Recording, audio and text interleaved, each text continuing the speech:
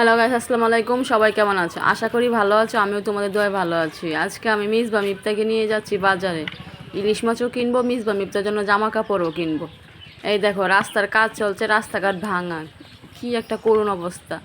এই দেখো, এরকম সিঁড়ি বেয়ে বেয়ে রাস্তা পার হওয়া লাগছে। দেখো মিসবা মিফতা কীভাবে রাস্তা পার হচ্ছে। মিসবা থেকে মিফতা অনেক ফাস্ট। দেখো কীভাবে পার হচ্ছে, দেখো রাস্তা। মনে হচ্ছে এভারেস্ট জয় করতে যাচ্ছে দুই ভাই বোন। এই যে রাস্তা পার হয়ে গেছে, এখন আমরা গাড়িতে উঠবো। এই যে এখন ইলিশ বাজারে চলে এসেছি। এগুলো কি ডিম না? ডিম হবে এটা? ডিম আলা সালে ডিম আলা হবে, বিনা ডিম সালে বিনা ডিম হবে। কত করে এটা বললেন? 1650। কত বললেন? 1650 টাকা। দেন আমাকে এই মাছটা দেন। 1650 টাকা কেজি একটা আমি নিয়ে নিয়েছি, 1 কেজি ওজনের। এখন আমি আরেক দোকান দেখবো আরও কিছু নেওয়া যায় কিনা।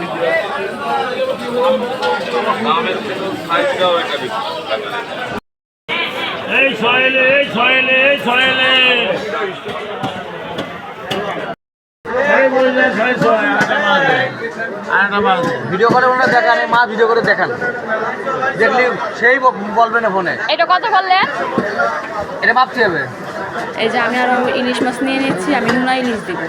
বাজারে নোনা ইলিশ কিনলে ভালো হয় না, আমি নিজে কেটে নোনা ইলিশ দিব। এই যে আমি এই সাইজটা নিয়েছি, বেশি বড় সাইজ নিইনি। 8টা 2 কেজি হয়েছে। এই যে এখন আমি নোনা ইলিশের জন্য কাটিয়ে নিচ্ছি। ওদের দিয়ে 30 টাকা দিয়ে আমি কাটিয়ে নিয়েছি। আমি বাড়ি দিয়ে এগুলো ধুয়ে নোনা ইলিশ দেবো।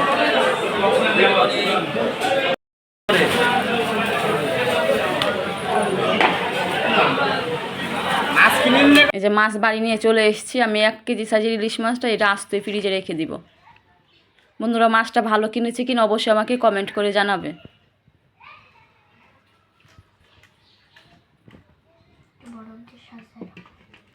আর এটা 3টা 1 কেজি হয়েছে।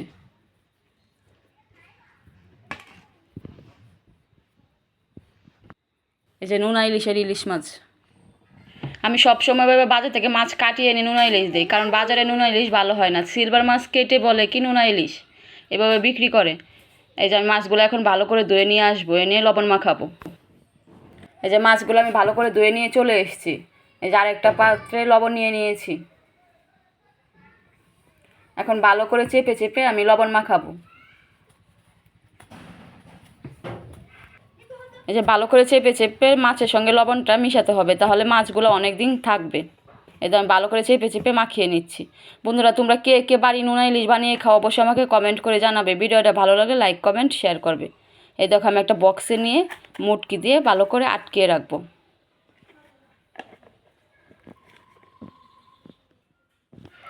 এই দেখো আমি 2 ভাগে ইলিশগুলো নিয়েছি।